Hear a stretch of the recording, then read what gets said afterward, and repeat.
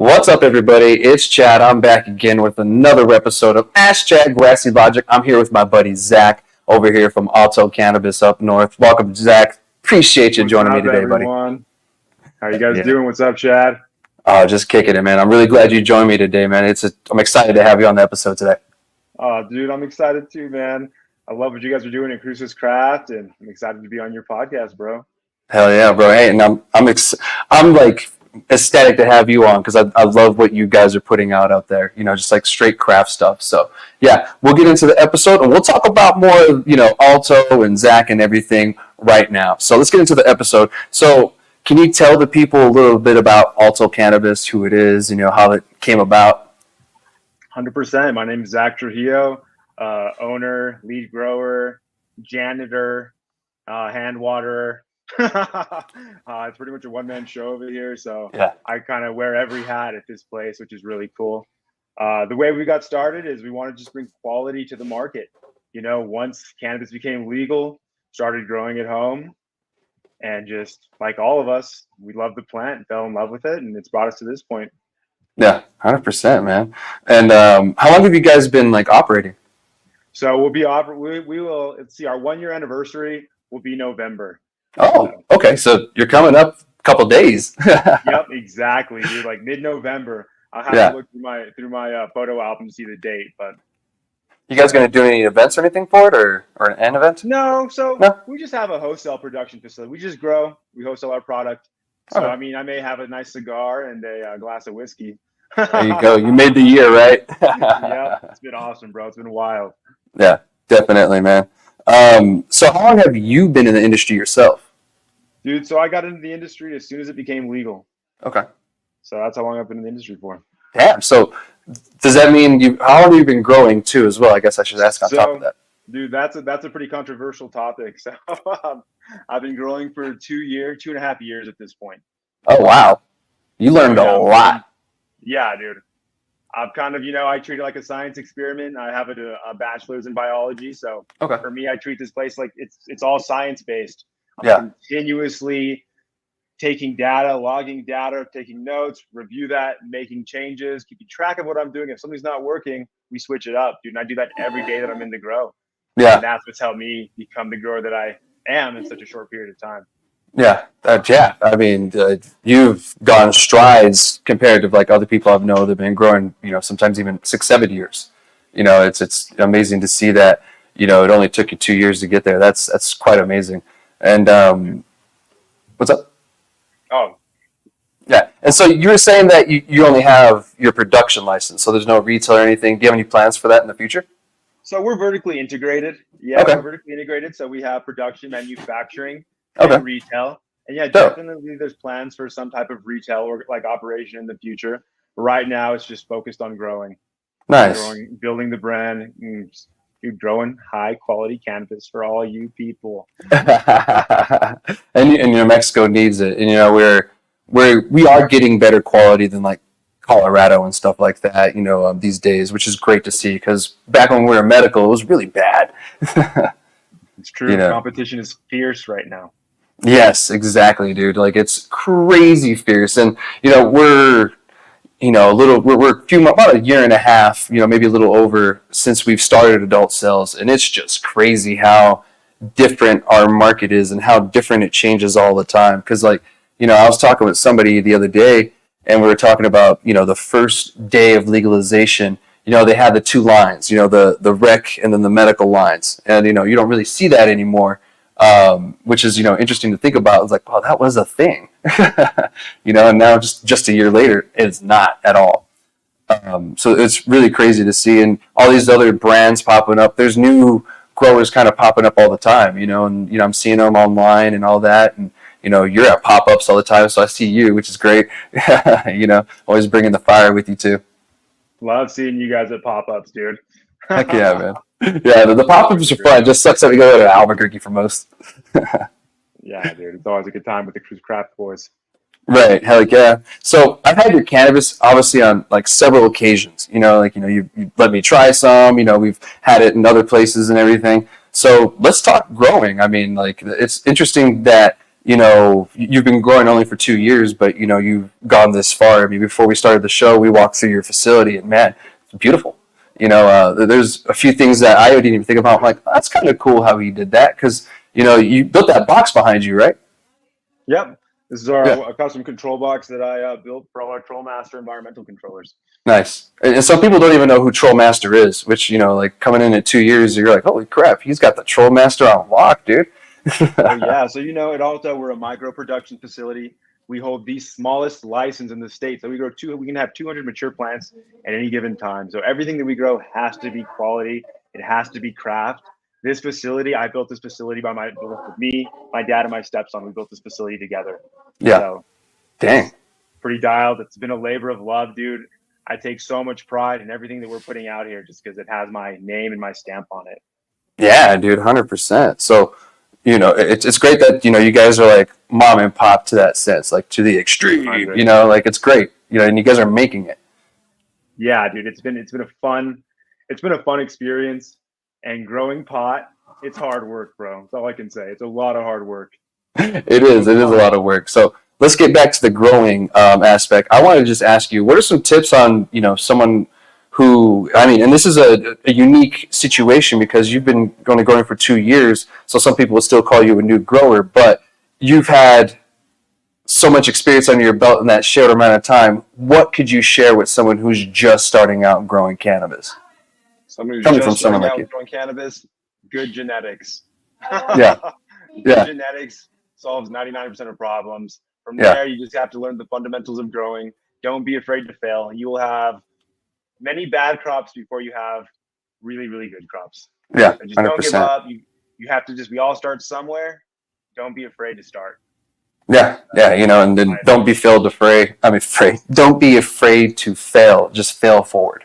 You know, that's really what I try to preach Exactly. and tell people. Just fail forward. You know, that's the only thing I can say to you guys. So, what kind of style of growing are you doing? You know, like, do you mind sharing any of that? Yeah, for sure. So we grow. It's this form of hydroponics.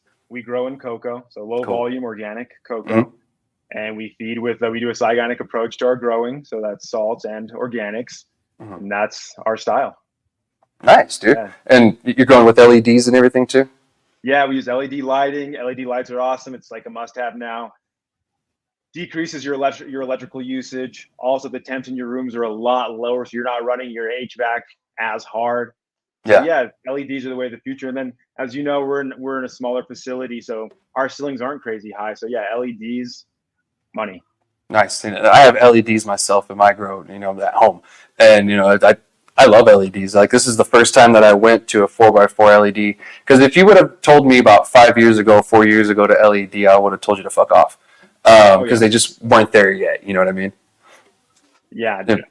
And I remember, dude, like I remember seeing grows when I was younger that HP like grow tents with HPS lights in the grow tents with the silver ducting between them, blowing air to cool down the lights in the tent. Like, dude, it was. I remember those days. Oh, dude, yeah, you know, freaking trying to get air in there somehow to drop the temp, and you know, you get close to it and burn your hair or something.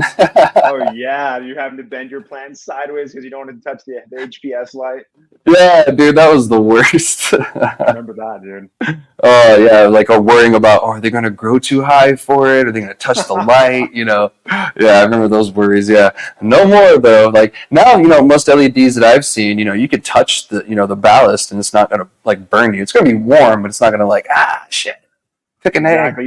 Even at 100%, they stay cool. Yeah. Yeah, it's so awesome. Oh yeah, it's great. I'm like, and you know, a lot of people out there, you know, have some reservations about going from HPS to LED, and that's fine. I mean, there's always some fears when you know you're going from one thing to a new thing. So you know they're like, oh, it just 100. doesn't put out this and that and blah blah blah. Which you know I haven't seen the data myself, so I can't really make any arguments. It's just you know when one technology is on the way out, there's always going to be a fight. You know what I mean to kind of keep it around. And Totally. yeah, plus you know you want those rebates for using LED too. You know that Yeah, helps a that's very lot. true. That's Yeah. very true. Yeah, a lot of people don't know about those rebates. The Yeah. rebates you Well, get when if you you use a high efficiency technology in your grow, you get a credit for it. It's awesome. Awesome. Yeah. If you guys didn't know, what Zach just shared is 100% true. You do get a rebate if you use energy efficient stuff, or even certain like water filters and systems like that can get you rebates. So just keep that in mind for y'all out there. If you're looking for a grow, looking to upgrade, LEDs will save you money in more ways than one. Especially here in the state. So do you do any like research and development? Do you have like any of those rooms, or do you kind of just do that at home? 100%. Well, in a commercial facility, you can't do any of that at home. Yeah. But yeah, totally. We have space here where we do a little bit of research and development. That's the name of the game, is having unique terps, having Yep. elite genetics or exclusive genetics that not other people have in New Mexico. So that's why it's very important. You got to have your strains, your hunt, you're doing pheno hunts, you're popping seeds. Of course, it's a must in this game. Oh, dude, 100%. Because I tell people all the time, they're like, "Oh, I'm going to run this and this," and I'm like, it's an old genetic now, man. That was what, 3 years ago. So yeah, you got to stay on it, and you're doing your homework, so that's great. Well, what are you running right now? Do you mind me asking? Like, what genetics? We have some fire cultivars in the hopper right now. Hell yeah! Behind me, we have Strawberry Jam by Lemonade. It's a lemonade strain. Mm-hmm. We have Cap Junkie. That's Triangle Kush times Miracle Alien Cookies, or what I can't. Alien Cookies times Triangle Kush. The names, man. I can never get over the freaking names. There's too many to remember at this point. But yeah, Cap Junkie. We're doing a blueberry pheno hunt in there right now, so that's really exciting. So that's like one of my favorite terp profiles. So that's something that's like in the works right now. In our other flower number 2, we have Soap. And that's a genetic that I got from Green Fuego, actually. It's nice. gas. Shout out to Green Fuego. Yeah, dude. Shout out to Green Fuego for that banger of a strain. Yeah. I got some Super Boof in there. The Super Boof is just an absolute slayer.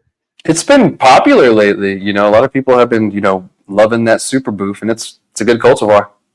Dude, it's a great cultivar. High testing. Our last harvest tested at 30%, 30.6% THC on our Super Boof.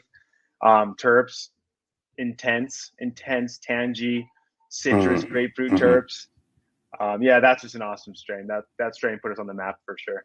yeah, dude, 100%. Because I saw over at well, if you guys didn't know, would you like to share who your cousin is? Yeah, so my cousin is Eric Trujillo. He owns and is a lead grower at Green Fuego. So similar to me, we both run micro businesses, and we're both just bringing the heat.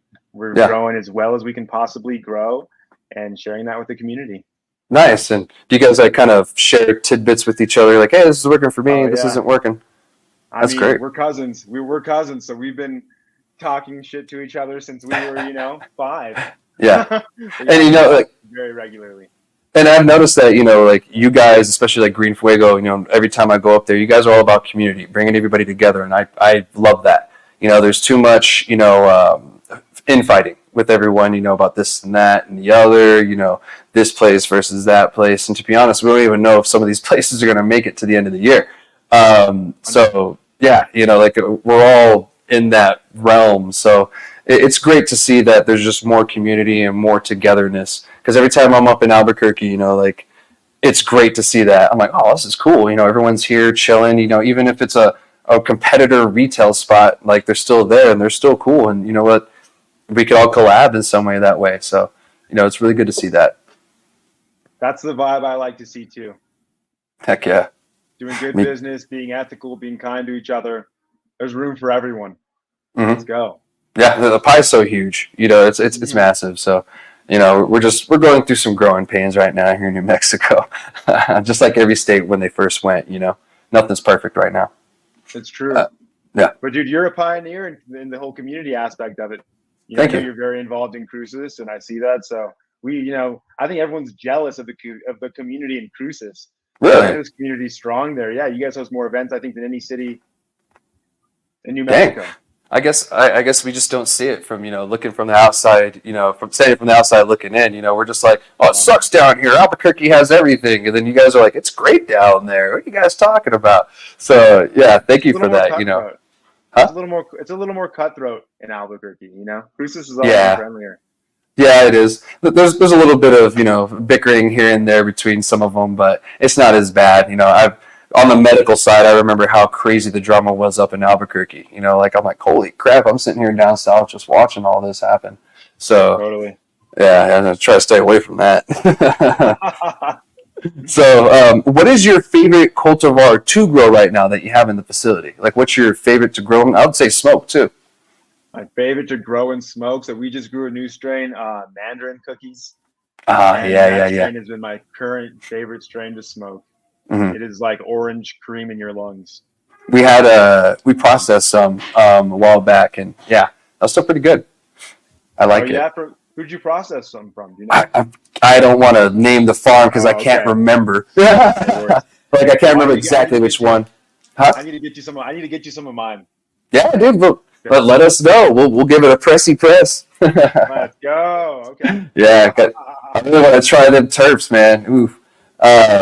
So yeah, maybe we'll do a collab or something. I'll have Josh hit you up, and you guys can talk about it. You know, we'll figure that out after the show. Yeah, 100%, bro.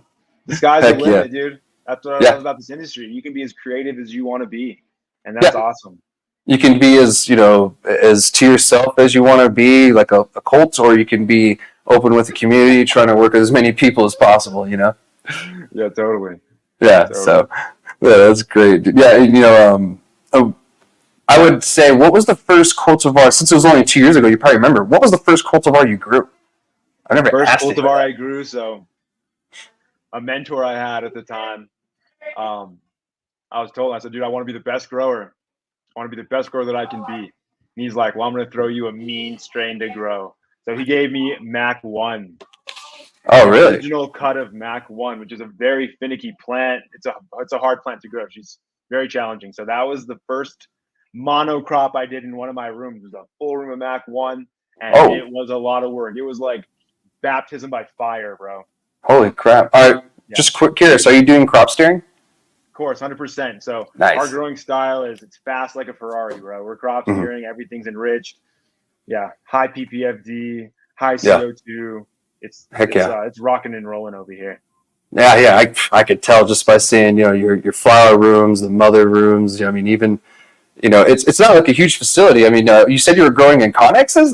That I couldn't even tell. Yeah, we have our facility built in Conex containers. It's like similar to like Green Jeans. If you've ever been to Green Jeans in Albuquerque, it's Yeah, crazy. yeah, I It's have. really cool. Yeah, and for those down south, there's a similar place in El Paso that has connexes built up to have a cool little area. So don't know the name, but I know there's one in El Paso too. Got to kind of Yeah, remind those people. hell yeah. So yeah. Oh crap. So do you have anything like planned in the future for any events to attend any? Like, are you going to be here down south next week? What's going Actually, on it's next this week? week. Sorry, it's this week for Halloween. My days are all Oh, mixed up. dude. For me, I run a one man facility over here, so a lot of my time has to be spent here at the grow. Unfortunately, at this point, Yeah, but I always try and support events, even if I can't make it. And these yeah, dispensaries that we work with, if they're having an event or something cool here at Alto, we're always trying to sponsor them whatever we can with promotional pre rolls, something cool of that nature, heck yeah, stickers, something. So if we're not there, we want to show support and love to the community, and we're just trying to help everyone yeah, elevate. 100%, dude. Because I've seen you at the events, and like even if you're not like set up, you're there to support. You're like, no, I'm just here to say hello to everybody, and then you got to get back. So that makes sense. Sometimes you got to be so short. Like, all right, Totally, bye. totally.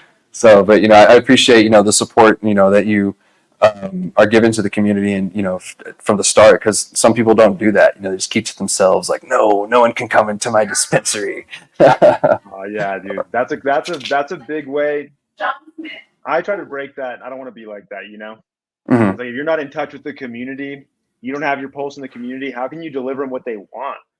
Yeah, You got to be. I'm always like, what terps are people looking for? What product do people want? Like, what do they want to see? What's some cool like new shit? Like, if you're not mixing it up and meeting cool people like you, Chad, and your boys at up in Cruces, like, dude, I love, dude, this the back and forth of ideas. yeah, I'm 100%. Me also having too. fun too. Oh yeah, it's a great time. Eric will show up in his crazy little motorcycle electric thing. What is that? Is it a trike? Is it a trike? The electric trike, yeah, that thing's Yeah, savage. that thing is so. How fast did it go? I think he said 60 miles an hour. Yeah, I think so, 60 or 70. So badass. That's funny. If you guys don't know what I'm talking about, Eric of Green Fuego, he has this electric trike that he takes to every event. If you're on my socials, you've probably seen it, and he just rides it around, and it's great. I mean, I want to try to go 60 on it one day, but that's kind of scary. No, you need like a full helmet and leathers if you're gonna like mob that thing. Ooh, yeah. I'll Savage. keep it to 10. That thing's so dope, dude. Custom made trike, really cool. I didn't know it was custom made. You know what? When you guys come down, we got to show you the motorcycle. The guy of Las Cruces Smoke Shop, he took a jet ski and he put a motorcycle inside of it. Is it hilarious? Oh, it's great. It's so funny because it looks like he has the regular jet ski handles on it that works with it and everything. And you see it riding by, and it's like that high from the ground, so you just see the tires. It just looks like a jet ski riding on the street. It's great. Dude, he's living in like 2100. I know, right?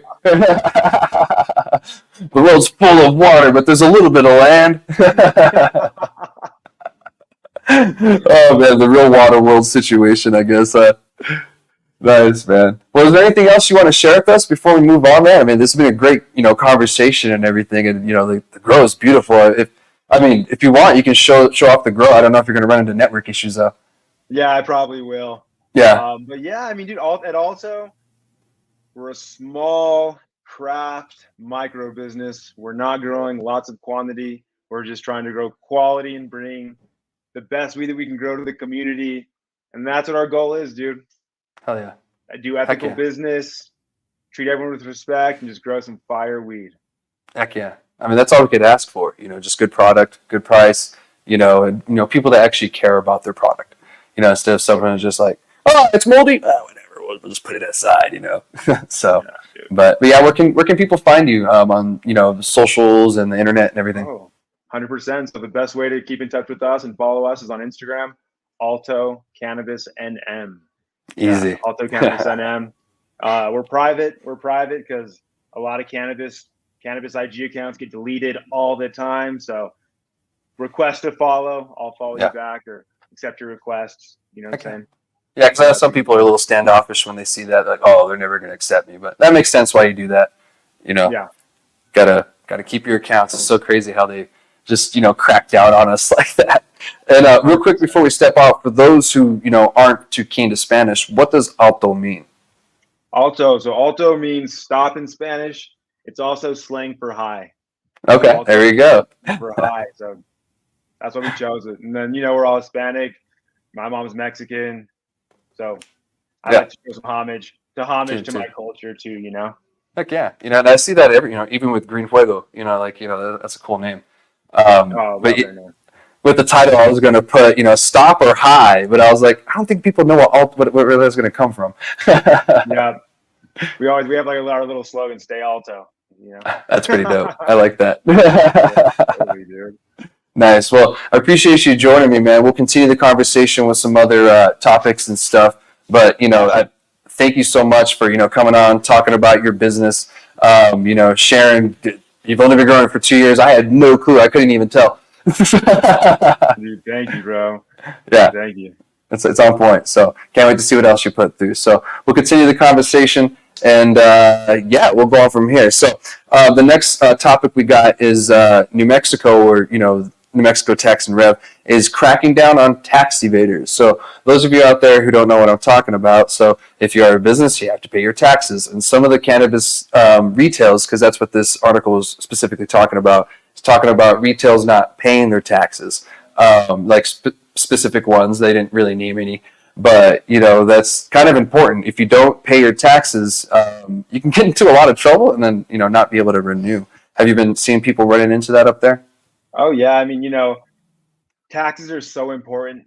Being compliant is so important. You have to follow the rules if you want to be in this game for a long time. So, I mean, all I can say is I think everyone should follow the rules, pay taxes, have a good cannabis accountant, project what your taxes are going to be and save quarterly or something like that. But yeah, you have to pay your taxes. You got to stay compliant. It's of the utmost important. And yeah, when you see people not paying taxes, closing down because they can't pay taxes, it's sad to see that stuff. Yeah, 100%. And it's, it's sad, but at the same time, they had every opportunity to do it right.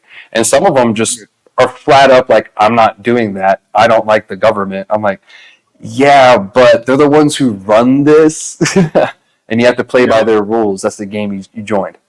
It's true, dude. And it makes me think of a topic that you brought up earlier, and it's what, how do you help your community? Mm-hmm. How do you help? What do you do for your community? And I think as cannabis producers and dispensaries, we're all in the same boat where our tax money is what helps our community. Mm-hmm. We're running our businesses, we're providing jobs to people, that helps our community. We're growing really good weed, which makes people happy. Yes. And we're paying taxes to the state. And fingers crossed they do something good with that money. I can't speak on what they do with it, but it should be reinvested in the communities. Yeah, 100%. And I'm one of the people who are probably a few people who believe that we should be able to vote to where our taxes go, but that's a perfect world, right? So just to let you guys know, in this article, I guess the Tax and Revenue Department here in New Mexico, they've been contacting all these retailers to let them know that they didn't file their tax returns and pretty much didn't pay their taxes. So now they're trying to say some of those people are like trying to pay it off.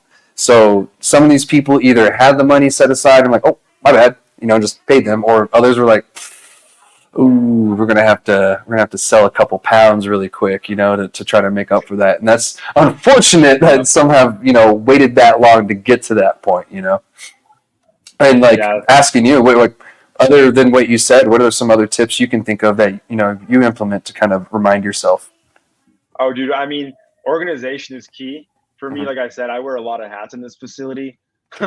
Grower, finance, tracking all my finances, being aware of that type of stuff. So I think it's just being really organized, tracking your expenses, tracking your sales, knowing what tax bracket you fall in, and then putting those funds aside for when tax season does come. Yeah, 100%. So that's smart. How I do it, and yeah, I mean, maybe that could save someone's business. What'd you say? I'm sorry. I said, and get a good accountant who knows what they're doing. Yeah, 100%. Don't think that you can do it yourself, y'all. It's still beneficial to have someone who knows what they're doing, especially when it comes to taxes, because you don't want to mess that up. You have to have a CPA do your taxes for cannabis. There you go. So you have to have a certified public accountant do it. So yeah, and I'm sure some of these people, some probably didn't even know that. I'm not gonna do it or read any of that because some people just don't want to do it. So it is what it is, and at the end of the day, if you don't file your taxes here in New Mexico, or if you don't pay your taxes, you can't renew your license. So it's kind of a shot in the foot. You're only able to operate for a year, spent all that money, and now it might be in a hole. So just a testament out there, guys. Pay your taxes. And just a couple more information from the article. It says 80 of them were brought into a compliance. So it looks like out of the 100 that they contacted, only 20 haven't. So that's good to hear. But at the same time, good Lord, 100, that's crazy. You guys need to be a little bit more on it, and so they don't have to contact you, because it's not good when they do that. They shouldn't be contacting you all the time to pay your taxes. So it looks like the Tax and Revenue is verifying with the CCD, and that's one way that they're finding out, is they're going through the CCD to verify that they have a license and that they do need to pay taxes. So if you guys are curious, how'd they find out? Well, that's how.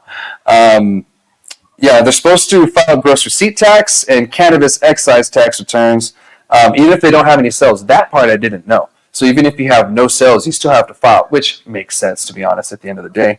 And it looks like they collected more than $47 million of excise tax from retailers. And it goes into the general and local fund. So that's kind of like the answer to our other question. Hope it goes somewhere, but when it goes into the general fund, that's essentially just the state's budget, and they kind of pull from that. So, it's the general fund, for those who didn't know. So that's everything I had on the tax evasion one. It's kind of a short one. I just felt like it was important for those out there who maybe think that, they're going to get by. You probably won't. So do you have anything before we move on, brother? Dude, I didn't know that the state's generated $47 million in excise tax on retailers. That's awesome. That's $47 million the state didn't have. Yeah. And it's like, guys, you're helping us out. That could go to education, possibly.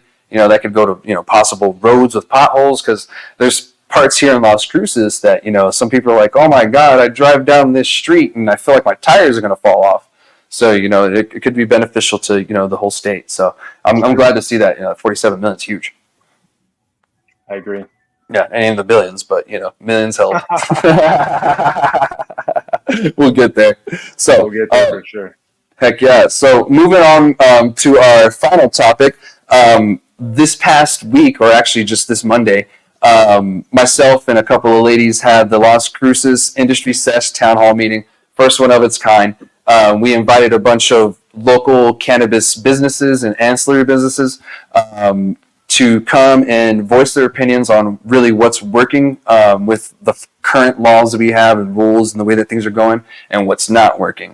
Of course, we gave everybody a little time to give like a little testimony. Only one person did, but it was really great afterwards. We all got to network, hang out, really kind of feel like an industry, you know what I mean? Like, be able to talk to each other. And, a bunch of people got to network and, maybe get some possible projects going on with each other. So that was great to see. And, we're actually going to do another one in Albuquerque in December in Albuquerque. And I hope you can show up. Much needed. I'll be there. Heck yeah, man. And then we'll spread it. We have more than enough time. So I'll be spreading the news and everything and do all the shares. So yeah, it'll be great to see, what you guys have to say, because it's going to be collectively to figure out, what we need to do, this come January. That's cool. And that's the sense of community that I'm talking about that goes down in Las Cruces. Yeah. Those types of organizations and meetings, and, it's necessary. So that's cool that you're spearheading that. Appreciate it, man. Yeah. And I'm not the only one. I got to thank, Tracy Martinez, Nicole Jordan, Valerie Hubbard, and Coral Maramontes. I mean, they're all got together with me, and we spearheaded this together and got it done within less than a week. So that was really cool. So I'm going to share with everyone here what the local people here in Las Cruces have to say, the pros and the cons. I'm not going to stick around too much on them. If there's something of topic, please by all means, stop me and we could discuss it, and I'll do the same. Because some of this stuff is very interesting. Like the very first one is we're not overran by MSOs. There are MSOs here, but it's not like a state like, you go to Colorado and there's quite a few MSOs there. So that was refreshing for them to see. It's only been a year, but at the same time, it's great that they didn't flood our whole market from the beginning. Yeah. The next one would be the responsiveness of the CCD. Don't get me wrong, they're not perfect, but anytime I've called the CCD, they've called me back with the answer, or if they've answered it right there on the spot. At the very beginning with the CCD, it was a little weird, but I mean, they were processing hundreds of licenses a day. I mean, those people were stressed.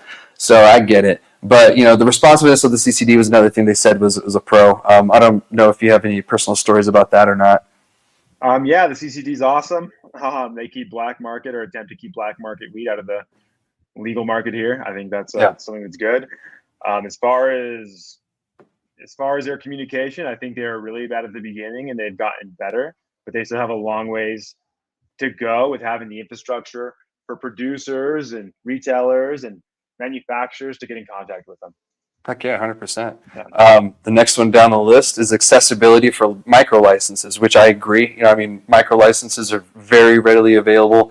You can get them fairly easy. My only gripe, and that's down at the con, would be plant count. And we'll talk about more of that when we go to cons, because that's a huge thing. And a couple of suggestions were in there, and I want to share it with everybody.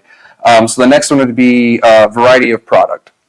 So like yourself, there's quite a bit of different genetics and different cultivars out there. And I'm glad to see that too, because when we first opened, I don't think you remember the slurricane, that was running around everywhere, just everywhere. It was just nothing but slurricane. Do you remember that? I do remember that. Yeah. Yeah, so it's good to see that there's more than just slurricane out there these days. And we have a wide variety. And it'll only get better. Yeah. With competition, it'll get better. Heck yeah, dude.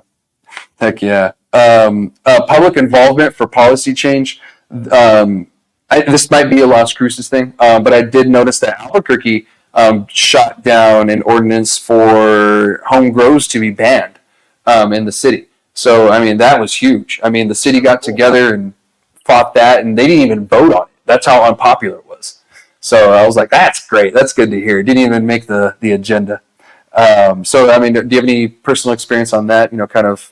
Oh, yeah. I started growing at my house. I think that everyone should be able to grow their own cannabis. It's a Yeah. freedom we have, especially in a legal 100%. state. Yeah. And there's nothing like growing your own weed and smoking it. It's one of the best feelings in the world. So I Yeah. think everyone, if they have the interest in growing pot at their home, they should try and cultivate it. Heck yeah, man. Me too. I mean, I still grow at home. Hell yeah. Yeah, it's a fun thing to do. Um, Yeah. so this next one is an interesting one. Values medicinal aspect. So pretty much what that means is just that we keep the medical part of the program, near and dear to our heart. Now, this is just what someone had said. It's not, what I believe or anything. This is just collectively what people had, given opinions on. I feel, the program numbers for medical have kind of gone down a little bit. And certain places don't really care. But there is that aspect that medical is still here and it still is important. I just kind of hope that we can continue that and improve the medical program in the future. I think the medical program is awesome. You are exempt from excise tax and I believe gross receipts tax. So, or maybe just Yes. excise tax you're exempt from. But yeah, it's Yeah. awesome for our patients. Yeah. Yeah. I don't pay taxes on my cannabis, and it's amazing. Let's That's go. like I'm legally sticking it to the man. I mean, why wouldn't you do that? I agree. So another thing that someone says is it keeps the treatments open, meaning that if you have like a medical cannabis card or your cannabis holder, you can still, through your doctor, use prescription pills. There's no law against that in the state. That would be, to your doctor's discretion if he or she feels like that, cannabis and the prescription that you're using work good together. So Okay, that's cool. good to hear because I think there's probably a couple states like, no, if you have the marijuanas, you can't do nothing. So yeah, there's still the states out there. Communication between local and state levels, that is a pro. Sometimes it's not, but it's better than other states from what I've seen. Some other states it's really hard to kind of get the government involved or kind of in the know. So that's good to see. I mean, there's really not much of that. New Mexico Pride, the next one. This one I can agree with 100% because we try to keep everything New Mexico. We don't want to be like Colorado. We don't want to be like California. We don't want to be like Washington. We don't want to be like Oregon. We definitely don't want to be Oklahoma. So, the best way to do it is just to keep true to ourselves. And I've noticed there's been businesses that just, like yourself, even with the name, try to stay near and dear to, Nuevo Mexico. And so, that I love that. And, like I even see packaging over at High Lonesome, it's a green chile. It's like the whole package itself is a big green chile and the weeds in it. It's so cool. That is cool. Yep. Yeah. So that, I love. I mean, I'm sure you've seen it to yourself around up in Albuquerque. Yeah. And then Pride's awesome. We all love the Zia symbol. I love when I'm snowboarding in Colorado or something and I see someone with the Zia symbol on their helmet or on their board, or I'm just like, hey, we all love New Mexico. And yeah, I love repping it too, bro. Yeah, 100%. It's home, so you gotta rep it. We're a small state, but still. So the next one down the list on this is job creation. So it created a lot of jobs, and I mean, I can't disagree with that at all. There's a lot of jobs that were made through this, and they continue to kind of be created and grow. And it's not just bud tending that you can do in this industry. 100%, dude. I think the job creation has been one of the best things that's came from this. It created a new job for you, created a new job for me, for employees that we have, for the dispensaries employees, for the manufacturing employees. So yeah, dude, it's created a ton of jobs. I think that is awesome.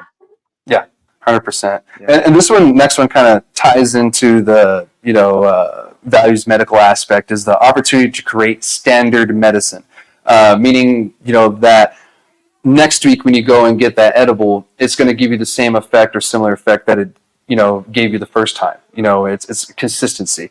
Or if you go and get some flour and last week it smelled like lemonine, but this week it smells like pinene. That's not consistent. So that's kind of what they mean. And so we're getting a little more consistent with products and everything. And that's great to hear. And this is coming from industry. This isn't coming from the public yet. We're going to do that at a different date. Yeah, totally. Yeah, I mean, as a grower, we're held to very strict standards. So yeah, I think it's a good thing, delivering clean medicine to the people, clean herb to the people. That's the one thing that I think we don't like sometimes about black market products is you don't know where the hell they're from. You don't know what's in them, so it can be a problem.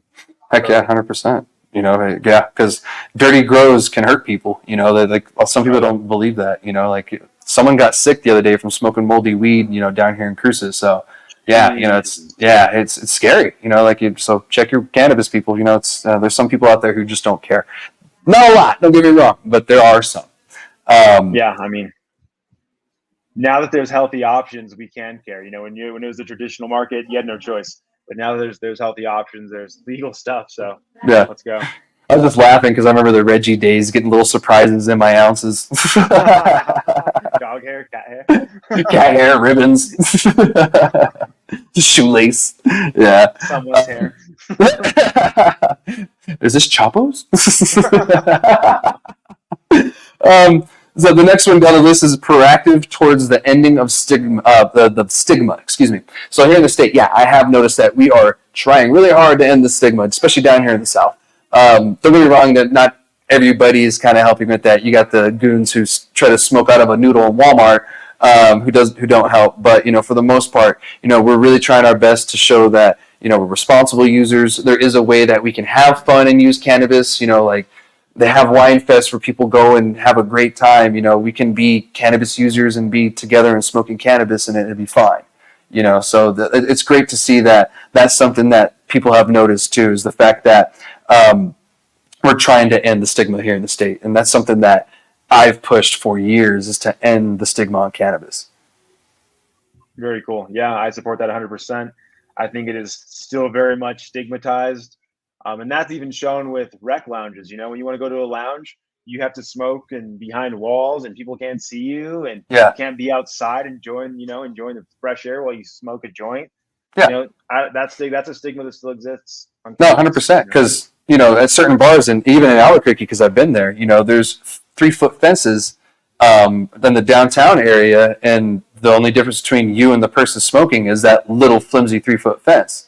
You know, like that's a little ridiculous that I have to hide behind a wall. No one can see me do it, but you know, they're vaping and smoking cancer sticks like nothing. So I mean, I just want it to make sense. You know what I mean? Like right now, there's certain things that don't make sense. Like we're stuck in the basement still with certain things. You know, especially with the consumption lounge stuff.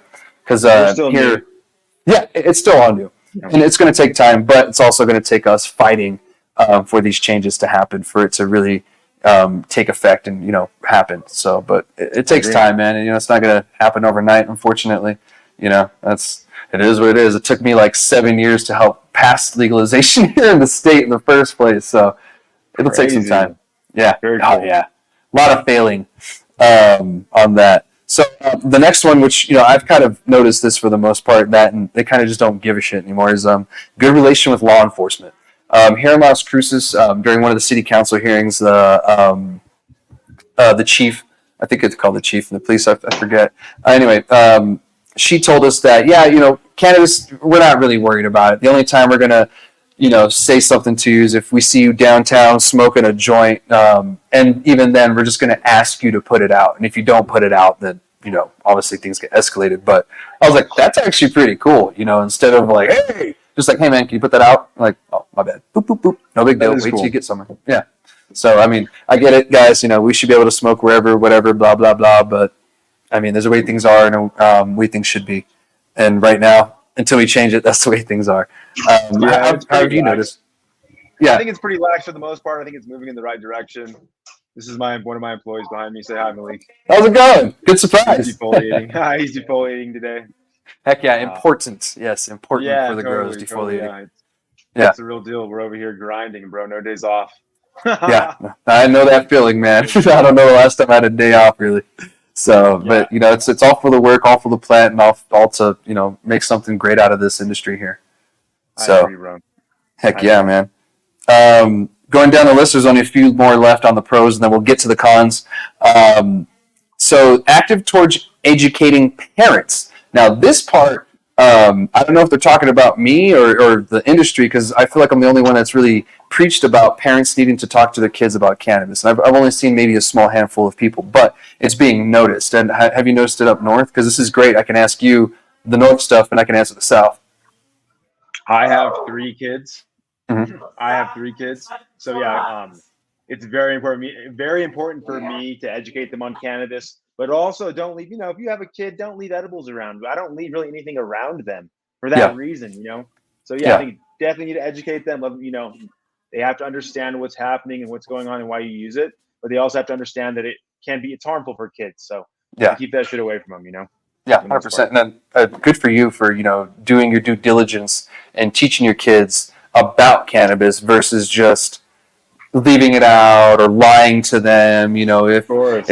If you smell this smell, run away, or something crazy. At least you're being honest with them, because I'm honest with my nephews about it. Yep. Theo, Chad, what are you doing? I'm smoking my medicine, dude. Just being honest with them. And like try to put it out or something. Like, what do you want? Yeah, exactly. Yeah, be honest with them. And I mean, I smoke regularly, so I mean, my kids do see me smoking. Yeah, 100%.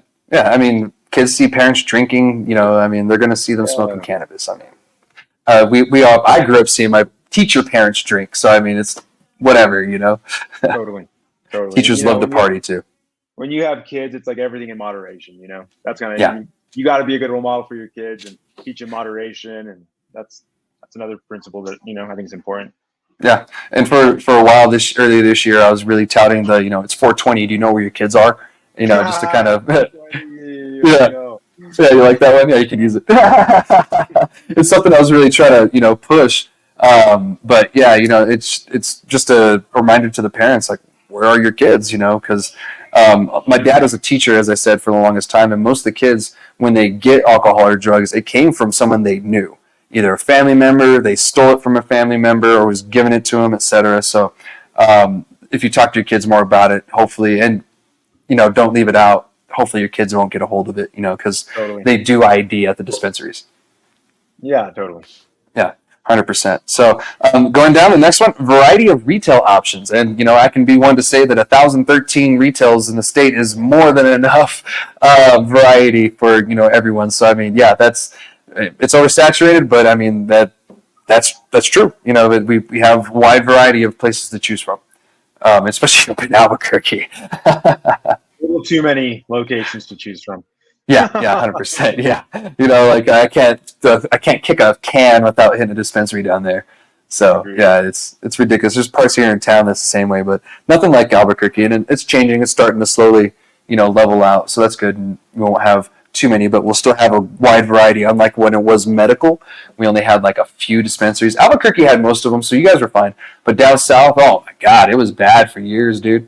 I used to have to go to like Ruidoso to get my cannabis. What I like about that like variety of retail options, it just makes me think it's like the market is kind of saturated with the same product. Like everyone kind of has the same edible company carrying the same edible brands. Everyone's kind of carrying the big flower brands. So that's what makes us micro producers like awesome. That we only have a limited supply. We're not in every dispensary. Like our flower, our products are special. There's a very limited amount in New Mexico. So yeah, 100%. That's what I think about. No, I agree with you on that. And that's one thing that we were pushing when we wanted to pass legalization was push for micro license, because we kept saying the micro licenses, they're going to be craft. They're not going to be these big MSO or big, money guys that are just pushing out weed to push it out. These guys are going to be small grower craft guys. And it's going to be good cannabis. And, we were right. And I'm glad we were right on that one, man. 100%. And going down the next one, it's created a community. And there was already a small community in New Mexico's cannabis, but now it's kind of created a statewide community, and that's awesome to see. Because being down here in the South, our community wasn't as like it is now. Like I was no more known in Albuquerque because of the fact that I did all my work up there back in the day for all those years. Because there was just nothing down here, and all the laws and stuff get passed up north. So it's great to see that people are talking about, oh, okay, we have a community here now. I'm like, yes, we do. Love it, dude.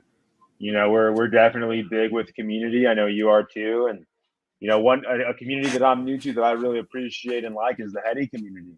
Yeah. The Heady community, the connoisseur community, like that's a new community that I've been vibing with. And big shout out to all those, you included. I appreciate it, man. Yeah. And I'm just getting into, I wasn't much of a dab guy. I was more of a flower guy, for many, many years.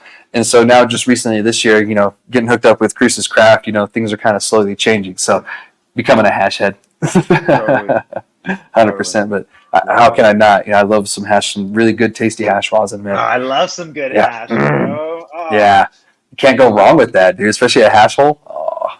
my boy So, Stonehead. what's up? I was gonna say Stonehead always brings the best hash, dude. Oh, he does, dude. He always does. He just pops out, smell this, and I'm like, where is this from? The moon? Heaven? Yeah, I was like, where did you get this? Yeah, this is out of this world, bro. Holy crap. The next thing down on the list, and there's only like 2 left, trailblazers for other states, and that's true. I've been in contact with people from other states and other markets, and they've said that you guys did a really good job in New Mexico with your regulation. Of course, here we're very we're going to poke at it as much as we can because we're in it. But the people that are looking from the outside in from other markets are like, holy shit, they did that. That's cool. Consumption lounges, that's a good idea. Drive-throughs, what? I've heard all of these positive things. Yeah, other states don't have these. We even have walk-up windows. Do you guys have those in Albuquerque? Not in any dispensaries that I go to. Yeah, we have here in town. We actually have walk-up windows instead of a drive-through. You just walk up to the window.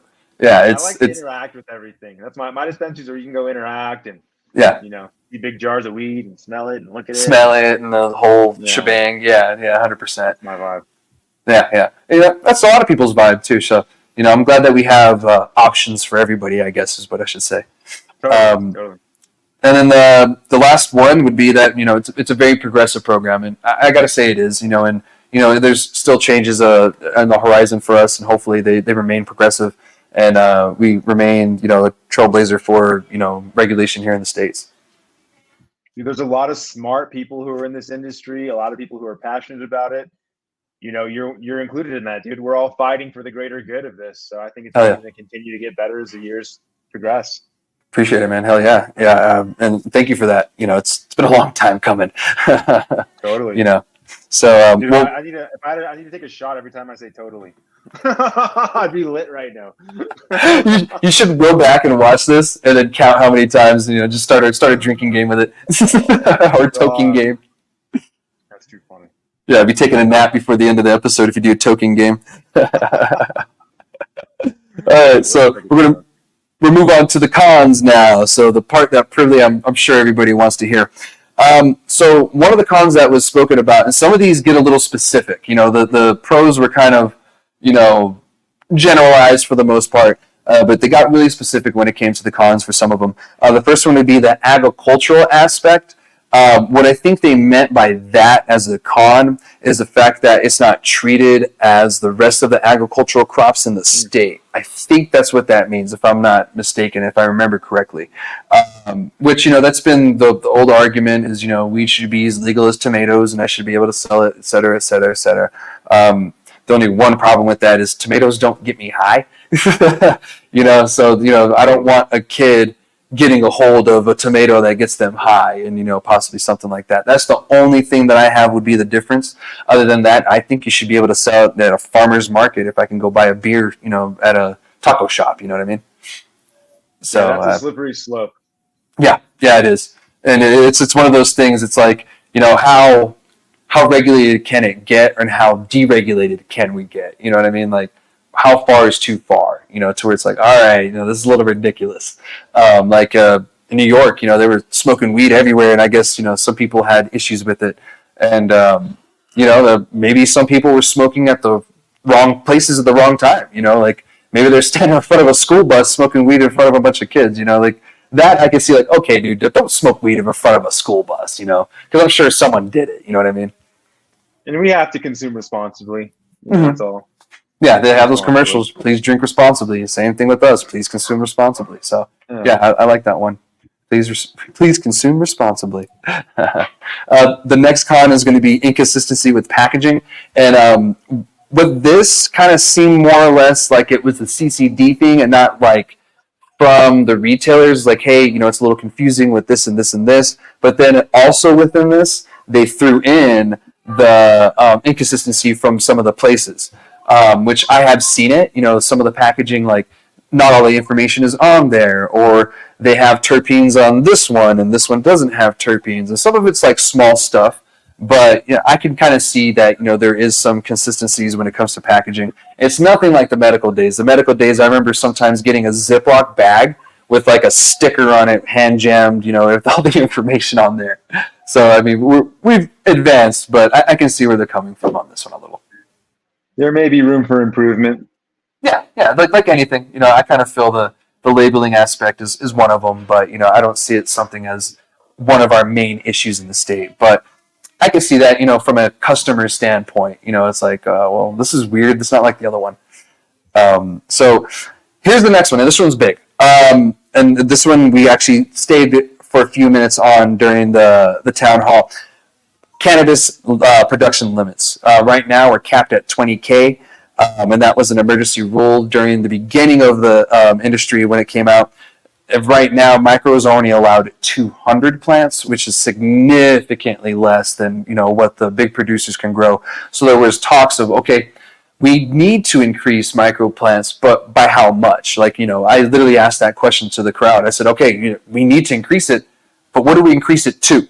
And so this is what they came up with. They said increase micros to 20% of the 20,000, which gives you 2,000.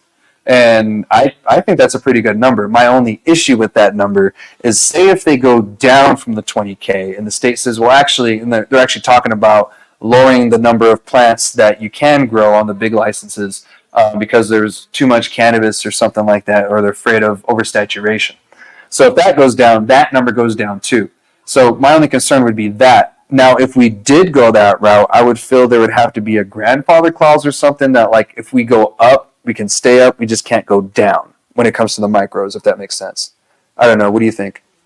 I think it's tricky. I definitely think, as a micro business, it's hard to even make it off 200 plants. I think 100% the limit needs to be increased. Yeah. And that's what you're saying. It's hard to figure out by how much, but it would be nice if we go like 1,000 plants. 1,000 to 2,000 plants is a lot of plants. It's a lot of plants to give love to. Most grows that are not micro businesses, they're growing 2,000 plants, 3,000 plants. Yeah. And that's a lot. That's a lot of cultivation space. And so, I don't know. I think that for me, if I could grow 1,000 plants and they raise it to 1,000 plants, that'd be awesome. That's where I need to. Yeah. I kind of feel for a micro, 1,000 to 2,000 plants is just, perfect, because, like your grow, it's not huge. It's not one of those big facilities. You could probably fit 2,000 plants in there, right? No, I could not fit 2,000 plants. I'm limited on space. But dude, that's the plan. Anyone who's in the cannabis industry wants to expand at some point, you want to grow more. And it'd be nice to see an expansion and not have to apply for a new license. That's right, exactly. When I grow more, you have to apply for a new license. Yeah. And that's another thing that, I kind of feel needs to happen is and they need to make it a little bit easier when it's time for you to grow. You know what I mean? When it's time for you to kind of leave that, micro business shell and then move on to a bigger license, they should make it a little bit easier, because they even said the reason for the micro license was to give people a stepping stone to start. And so that should be a part of, the whole process and, journey of it, is to be allowed to get more plants when you need it. So it's great to talk to a micro producer about this too, because you give me straight insight. And, everyone that I've talked to tells me 200 isn't enough. And I told legislature when they proposed that, because at first I think it was 100 or something like that. And I said, they need significantly more. And then they went to 200. I'm like, they need significantly more. And then it stayed at 200. So I don't know really where the justification of that really came from, but that's where we're at. And like I said, this was a conversation that went on for a minute. Other numbers were thrown out and everything, but that's a good start. 20% of 20K. But then my thing is, what if that number goes down? Yep. Well, I know that these rules are changed at the legislative level, so hopefully we can change that. Yeah, and this is one reason why we're having these meetings, so that way we can figure out come legislative session and season that, okay, well, what do we need to put in here to change to help us better? So that's why, I'm sharing it with all of you as well, so you can get an idea of what the industry down south is saying. I'll do this again when we go up north or anywhere else that we do this. Keep everybody in the loop. That way we're prepared. So going down the next one, that one I kind of figured I was going to stick a little bit around on for a while anyway. Concrete resources. So that's a con. We don't have as many concrete resources for like education. And they don't mean just like, getting your bachelor's and whatever. They mean in business. They mean taxes. They mean in, compliance. they mean just with the plant in general. Because there's some people that got into this industry, they had no education on the plant, no education on the industry, no education on how to run a business, and then they came in and it caused a lot of issues. And so this was what they were saying, the people here, that we need more education for these business owners. And, I agree, but are we going to force people to do it, or are we going to have the state offer it for free for the business owners? What's the route we're going to do to fix this issue? I think that's part of the fun, dude, is figuring out how to run a successful business, Yep. learning all the requirements, because not everyone, you're not going to be successful if you don't learn the qualifications. I mean, I think the state needs to do more, but everyone needs to do their part and spend the time learning and doing research. And dude, you have to take on some of that burden too. Yeah, 100%. I'm with you on that one. If you really want to make your business thrive and you want to do it, you're either going to hire someone who knows what they're doing, or you're going to learn it yourself, or you're going to fail. I'm asking, do I learn the stuff myself? I've called the CCD, I've called BioTrack, I've called you name it, my accountant. I've called so many people asking questions because I want to do it the right way, and that's how I've learned and scaled it. Yeah, 100%. And if anyone's out there watching and you're not too sure how to go about it, just call, just ask. The worst they can do is say, I don't know, or you can't do that. I mean, that's about that is all those will go. So that's the worst. But the other part of that is understanding capital funding for cannabis businesses. And this one kind of tags into what we already talked about, being underfunded and not understanding, cannabis business. So that one was tied into it. We kind of already talked in that, but that was mentioned, and I wanted to mention it. So the next one down the list is testing requirements. So I'm sure you have to get your cannabis tested and everything. What they were saying about this is the lack of oversight and the amount of testing that we do. Some of the people were saying that we need to be more vigorous with our tests and do more analytical stuff to figure out.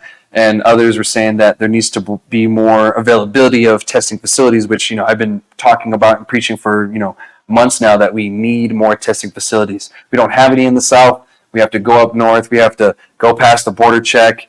And if something stupid goes there, you lose your cannabis, and you lost the test and money and everything. So it would just save us a lot by doing that and everything. So what are your thoughts on testing requirements where they are? God, so testing requirements have been a bottleneck since day one. It's been a real pain in the ass dealing with wait times at testing facilities. A lot more popping up in Albuquerque right now, which is awesome. That's where I get a lot of my material tested. I think for you in the South, at that border checkpoint, it makes things very tricky and weird up there. So I think 100% you guys need more testing facilities in Las Cruces. That's a great business for someone to get into out there. I keep telling people. Yeah, they're like, oh. Huh? It's a gold mine, dude. Oh, it is. They're like, oh, well, they have them up north. I'm like, do you not know what's 15 miles north of us? A border check. It's your way to get around and make sure that you're making your money. Because there's a lot of grows in the South. There's quite a few down here. So, that we could benefit. Big grows. Yeah, there's some huge ones. I hope to go check out Matchbox here soon. I was talking to him, and he was like, yeah, come check it out. I was like, oh, I'm so excited. I like their vibe, for sure. Yeah, me too. I love checking out grows. Can't wait to check out yours too, by the way. Dude, invitation, bro. Thank you, sir. Appreciate it. So this other one, it goes into the testing too. This is lack of state funding for labs, and I guess because labs they're not state funded; they're personal funded. So I wasn't too sure what they meant by that. I did hear someone say that the CCD themselves need more funding. So I think that what they're saying is that these organizations need more funding so that way they can provide certain services better. Like the CCD needs more funding for themselves because they need more compliance officers. They only have certain many. And, if you have more compliance officers, they can do more inspections to make sure people are, following the law. And the ones that refuse to fix any of the issues, they get taken out of the industry. So there's things like that. But that's when I heard that, I was like, oh, I mean, they're privately owned. And, it should be up to the owner to up that cost, unless the state makes it some weird requirement where you have to have such and such machine. But then I would say, just give them a rebate or something like that, or something, because there does need to be a little bit more standardization for it. And I think if it's privately owned, it should be privately financed. So that's just how I feel about that. I don't think the state should be giving any money to people opening up testing labs. No, I mean, neither. As far as the CCD goes, I don't think their issue is a lack of funding. I just think it's a lack of people wanting to work. True. That could be it too, you know? Probably Yeah. hard, and I know it's hard for them to find good employees. Yeah. And, these people have to learn these, all these rules and laws like that. So I'm sure it's a lot of reading, and, not everybody wants to read that much. I mean, I know every January I kind of dread reading some of these bills because they're over 100-something pages long. And I'm like, oh, God, I'm going to be up all night. But it is what it is, and I do what I do, right? Yep, exactly. We love it. Yeah. We love this stuff. We do this because we love it. It's crazy. Yes. It's hard. We're so passionate about it. Sometimes it doesn't feel like work, bro. Yeah. Sometimes it's like, man, it's a fun job, but it's still a job, as Cypress Hill said in that song. So this other one goes back to testing, better heavy metal testing. And that goes back to the very first one we're talking about, being a little bit more strict on our testing, because I guess we're running into some heavy metal issues at certain places. And, I can agree, we should be testing for heavy metals, Yeah.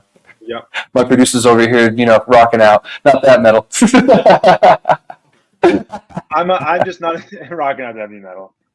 Yeah, I don't know. I'm not as knowledgeable on that topic.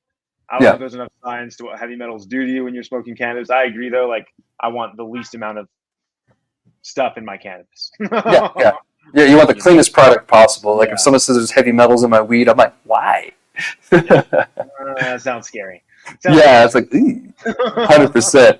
And this next one, has nothing to do with testing. This is a brand new one. OSHA and CCD compliance checks. So what they meant, and like this one directly, I could see. Just some of these operators aren't knowledgeable on OSHA, and they're making a very unsafe work environment. And if actually, when I was there at the town hall, this was echoed by several people there, and there was quite a few people there. So that's telling me that, there's a lack of education on the OSHA side too, on just even common sense stuff like, if there's water on the ground, mop it up so no one falls. Like simple stuff like that they were bringing up. I'm like, wow, some of the stuff is very common sense wise, but common sense isn't very common. Yeah, totally. I mean, dude, when you're running a commercial business, you can go to OSHA's website and they have all the guidelines you need to follow. Yeah, 100%. The information's there if you want to learn it. Yeah. It takes a little bit of work, to find it, to get to it. And once it's there, it's free. You can pay somebody. Yeah. You can pay a consultant. You can go that route too, but it's going to cost you a lot of money. So, there's always options, but yeah, so that one, I can kind of see, but that's an OSHA thing. I believe that's federal, so the state has nothing to even do with that. That would just be more of OSHA cracking down. And I kind of see that being more of a thing once we either deschedule or reschedule, whichever one happens. I see OSHA kind of coming down a little bit more because it'll just be easier for them. So that's my thoughts on that. Anything else for that one? Because, it's kind of important, OSHA. Yeah, I don't have anything else to add to that. Okay, cool. Standards for training. Now, this one pertains to the employer. So you are required to train your employees if they work for you, just like any business. So what they're saying is there's no standards for training employees, which for me, that's kind of confusing because most jobs that I've worked at, there hasn't been like a state requirement on like how we're trained. It was just up to the company to train us. And, sometimes they would check to make sure if we were trained correctly. So this one, I kind of feel they want us to have a standardization through the state because a lot of these places have never ran a business, so they don't know how to train their employees or they just don't know about the industry or the plant. So how are they going to train their employees? This goes back to me saying you have to hire somebody. If you're not sure how to train your employees, if you're not doing it right, your only option at that point is really to just hire somebody who will train your employees. Hire a literal trainer. Some cannabis businesses here in Cruces have them. They will go and train the employees and then go on to the next one, et cetera, and ensure that they are doing it to the company spec essentially. So, that's kind of common sense to me. But how do you feel about it?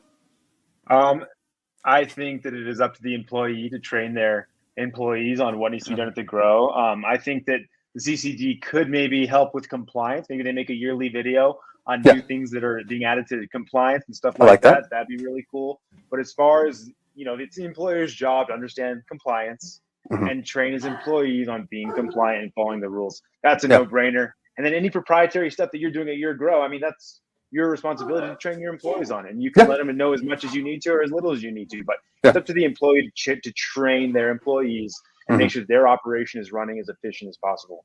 Yeah, because you'll have to train your employee to use that troll master behind you. You'll have to train your employees to how you want to defoliate, because it's different everywhere you go. Every grow, every retail is a little bit different. Like, not every retail uses the same POS system, so you're gonna have to get trained on that exact POS system everywhere you go, and it's up to the employer to do that. It's not up to the state. So I'm with you 100% on that. If you're gonna get into this business, you got to do it all right. You know what I mean? You have to do everything. So it's just, it is what it is, and if you want to make it, you'll do it. And some people are doing it. And there's one thing that's standard amongst all of us. That's compliance.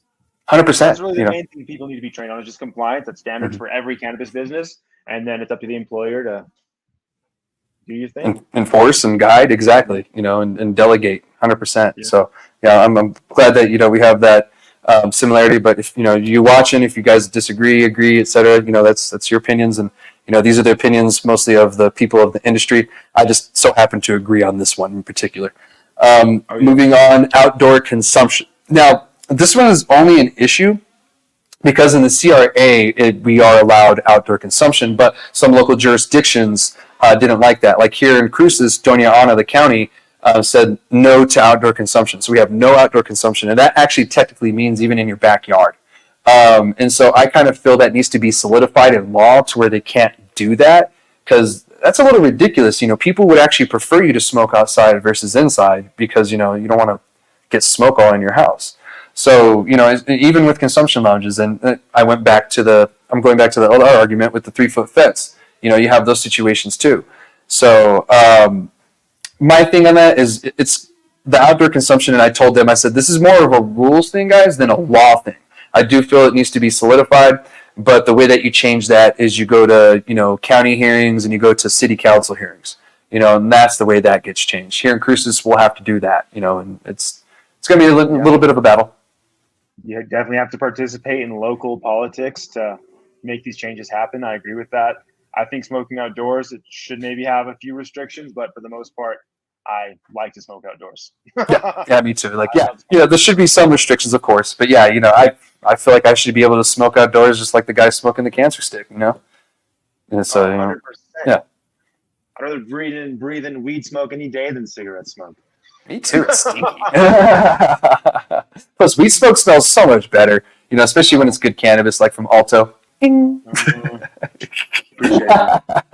So going down the next one, stronger communication between State Department and the Agriculture and CCD. So this one is more of an agency issue versus like law or anything. They're just stating that we need more communication and better communication between these agencies, which I agree, but that's a government issue, and that's something that we really can't do much about other than let our representatives know, hey, this is an issue, blah, blah, blah, and hopefully they can talk to the agencies or something like that. But this is an agency issue, not a law issue. I mean, they could implement something in the law that these agencies have to talk to each other once a quarter, et cetera, but that's all I can think of.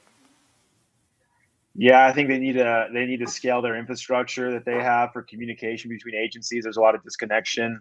I don't think the Department of Agriculture is educated enough on cannabis rules and regulations. I think they need to be more, they need to have better training on that. Yeah, and what makes it confusing is Department of Ag in New Mexico is actually down here in Las Cruces at New Mexico State. So it's the only agency that isn't in Santa Fe. Isn't that weird? That is weird. Yeah, it's strange. Nice for me because I can just go down there, but yeah, it's weird. It makes sense too, though, because they have the university there, and that's an agricultural university, so I can see why they do it there. I was like a month years old, like last month, when I found out Aggies means agriculture. I was like, and my producer's looking at me, pissed as shit. Yeah. I don't know where I was when I heard that one. We're playing the agricultures. We're playing them there farmers. That's pretty much what it is too. Yeah. So, but yeah, I mean, on that one, there was a little sub thing talking about pesticides and health concerns. So I think I remember that's what they were talking about. They need to speak to each other because certain crops are spraying certain pesticides that isn't allowed in the cannabis industry and is tainting their crops that they had nothing to do with. So that is an issue. I could see that. But again, that would be an agency thing versus, a whole state thing. The agencies need to kind of work that out. And the farmers actually need to start speaking up on that too. Like the farmers that are having that issue, and all of them kind of need to speak up on that as well. Yeah, I mean, I don't know of too many large-scale weed grows that are next to farms. I'm sure there's many of them. Yeah. But the testing facilities do a good job on testing. They test for a lot of harmful pesticides on weed. 100%. Yeah, like I haven't seen too much of that issue either. I only know one farm that's right next to another farm, and that's in Roswell. It's right next to like a corn farm.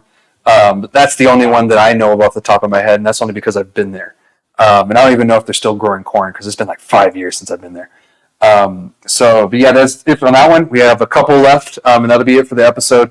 I just want to finish this. They're talking about the stigmatized cannabis and mental behavior health. This one actually I agree with, and I kind of feel needs to happen because there's still a lot of reefer madness inside of the medical field, and there's certain doctors who are educated, some that aren't, nurses that are, nurses that aren't, some that are pro, some that are against, and it really makes it hard when you're trying to deal with other things. If you're talking to your doctor and he says, "Do you smoke?" and you say, "Yes, I use cannabis," the next thing you know, you get a huge lecture. This happened to me. I pulled my back muscle and I thought I slipped a disc, and I went to the clinic. And I took a few bong rips before I went. My buddy picked me up because I couldn't even drive. I was that messed up, like my back. And so I get in, and they make a big old stink about it. Like the nurse is giving me hell about it. The doctor was giving me hell about it. And like I just wanted to know what was going on. Like I was like, I had to tell my doctor. I was like, "Ma'am, can you please hold the scolding for later? I just want to figure out what's wrong with my back." And she got like kind of confused. I'm like, "I'm not here to get drugs, lady." Like, I'm in pain. And so, yeah, it's stuff like that shouldn't be happening in the first place, Similar things like that have happened to me too. I think things are changing rapidly though when it comes to that type of treatment. Like cannabis is widely accepted now. 100%. I think it's changing. I do too. It's slowly changing. This actually happened, disclosure, before legalization. So, this was probably a year or two before legalization happened. So the stigma is still there and everything. But these days, I kind of feel that, yeah, it should slow down. And I think it is, like you said. So, yeah. But that was what they were saying, they want to destigmatize. I was like, okay, I can see that. Because even with the VA, I know they're federal, but sometimes it's kind of a pain in the ass when you tell them you use a medical cannabis. They're like, well, do you want us to send you to drug help or whatever? And I'm like, what? No. So, next on that is where is the funding going? And I spoke briefly about this earlier about taxes and all that stuff. They want more transparency of where it goes because it goes to the general fund, and that's very vague on where the funds go in there. So they want to know, is it going to schools? Is it going to behavior health? Is it going to veteran programs? Can we get them into these programs? Can we fund the schools more? Can we fund veteran programs? So that I can see is kind of cool. Like I'm all for figuring out where our taxes go. So this is something that I kind of feel that, needs to be talked about. I don't know if it's something that needs to even be changed in the law. They could probably just be more transparent about it. I agree with that 100%. I think where the funding is going should be transparent because we want to see it go for good things. We want to see it go for the betterment of our state. And Yes. Education is very important. Behavioral health is important. Our poor veterans, they are important. So yeah, I would love to know where it's going. Yeah. Appreciate your support, by the way. So yeah, it's an important thing where we know where this is going because we talked earlier. That $47 million that they got in taxes. We want to make sure it's going to something good. So that I was like, okay, I can see that.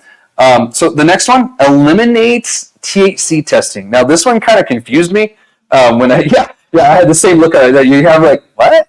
So this one confused me. What I think they meant is eliminate mandatory THC testing only, and they want to add in like terpenes and other stuff for the testing. I think what they're trying to say is stop focusing so much on THC and let's focus more on the whole plant and what else is inside of it. So that I can get. Eliminating THC testing, I don't see that going anywhere. It's a sales point these days, really, because you and I know that a 16% THC cannabis plant with a 3%, 3.5% terps. It could be an amazing cannabis plant. It could be amazing smoke. So it's not always the 30%ers that are, considered great cannabis plants. So I can see that there, but at the same time, I don't see them getting rid of it. I don't see how that affects the end user. So you go to the dispensary, you buy flower. Are you going to ask for the terp graph and all that, the testing document? Because no one asks that anyways. So, if you're not currently asking for that, why I just, that's how I see it. I think, good growers want to know that, all the micro growers that I know, we do full panels on our weed. Yeah. Potency analysis and a terpene analysis. And so we all do that. And it's more money. It's like $100 more per sample to have that. And it's important, but I don't know. I think the end user would have to request that. And yeah. To me, it was kind of like, and this is just what they said. We just wrote down what they wrote, and I'm just reading it to you all in the audience. But yeah, this one, it was a little confusing to me. I do feel that we need to focus a little bit more on, the whole plant, not just THC, CBD, and that CBG, comes down to CBN. education. That's Yes. that's your job. You're out here, you have an audience, you get to you get to educate people every day that you're on your show. So yeah. Thumbs up to you. 100%. Thank you. Appreciate it. Yeah. And, I'm all for, terpene testing. I love the terps. I want to know what terps are in there. And when I go to Washington State, I appreciate it because on their labels is the terps percentage. They have the THC and the terps. Yeah. That's cool. So, and, it's not required here, but you guys can totally do it if you wanted to. So, yeah. And then there's actually some places where you have like the legal limit of what you need on the label, and then it has a QR code that has everything. That's pretty cool too. So, yeah, I like that idea too. But that's just another step for the grower. Now I'm having to. I don't know. I'm sure the process can be streamlined where the testing facility gives you and they actually do that. The testing facility, a lot of them will supply you with a QR code. You could then translate that onto package labeling, and it does give you the potency and stuff like that. So yeah, that cool. technology kind of exists. Yeah, I love technology. So that's all I had for that one. The last one would be transparency with meetings, and what that means is the CRAC, the crack, the CRAC meeting, which is the advisory board, the CCD hearings, and some other committee hearings that they have. This is a government issue. They are pretty transparent about the meetings, but sometimes they're not good at telling us when they're happening. And I've noticed that from the city all the way up to the full state legislature. It is what it is. There's times where I get a text from a legislature day of, hey, we're having this hearing on cannabis. Can you make it? And I'm like, I had no clue that was going on. So this is something that I kind of feel goes back to the issue that we were talking about with the communication between, CCD, the Department of Ag, et cetera, within the different agencies. They are fairly transparent, but yeah, I kind of feel they need to work on just being better at letting us know and scheduling. That's the only thing I can think of. I think it's an easy problem to attack because they have all our emails. Every business owner, they have an email form. So send some email blasts out, maybe a monthly thing from the CCD that tells you the meetings that are happening the next month or 2 months. Something like that would help a lot. They're not doing that right now.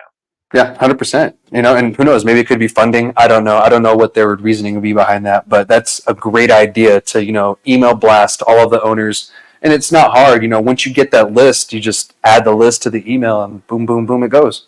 So, yeah, I love that. And thank you so much for joining me today, because that is the end of the list. Thank you all for sticking by. I know some of it probably got boring, but this is very important, especially if you're in the industry, because we're going to be having these meetings, and some of the stuff may be double tapped. Some of you may bring it up again. I'm probably going to hear some of these same things over and over. That's fine. But if you watch the show, you can see that some of these are being addressed or they've been addressed. So I really appreciate you joining me, man. And, I hope it wasn't too boring for you at the end there.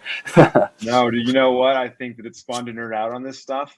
This is the important stuff that people don't want to talk about or don't have time to talk about. So it's important to talk about all these issues that are facing our community, the good and the bad, elaborate on them, give our point of views. Like, I appreciate it. I think it was a little intense, it was intense, but I think it was necessary, man. Thanks 100%. for having me on the show. And everyone who supports Alto, thank you for supporting Alto from the bottom of our heart. Thank you, guys. Please follow us at altocannabisnm.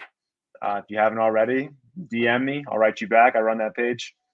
Awesome. Heck yeah, man. Sweet. Sounds good. Yeah, that's why I message him usually. I have his number, but I always message him on Instagram for some reason. Nice. Well, I appreciate you joining me again. I can't wait to have you again in the future. You know, I want to round back and see all my guests again and see how they're doing, you know, maybe within a year. So, you know, maybe sometime next year. So I really appreciate it. I look forward to seeing you at more events, bro, and I can't wait to see you when you come down here. So hit me up. You know, Chris's Craft will take care of you. My gosh, you dude. Thank you guys. Have a wonderful day. You too, man. All right, guys. Shoots. I'll see y'all next week.